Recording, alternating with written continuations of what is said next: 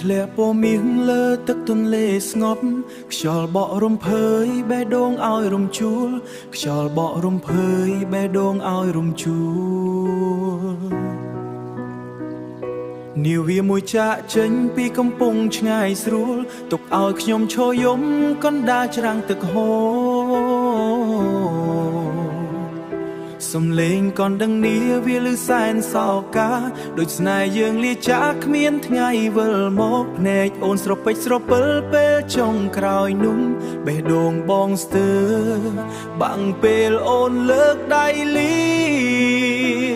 នាវាចាកកំពុងនាំស្នេហ៍បងទៅឆ្ងាយ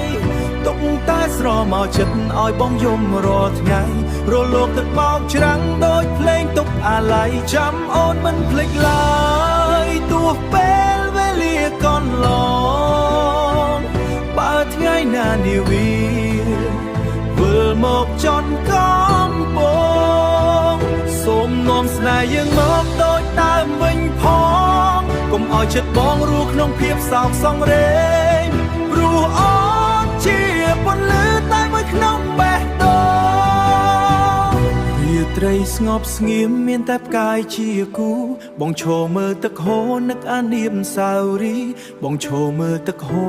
រនឹកអានុសាវរី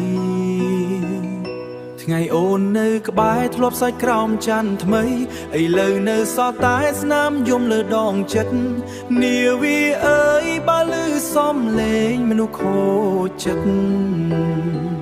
សូមប្រាប់ទៅអូនថាបងនៅចាំមិនភ្លេចទោះចម្ងាយសមុទ្រធំឬភ្លៀងរារាំងស្នេហ៍បងនៅតែស្មោះមិនប្រែប្រួលឡើយនាវាចាកកំពុងយកនេះបងនៅចាំ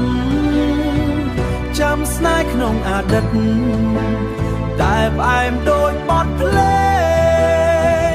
បើជាតិនេះគ្មានវាសនា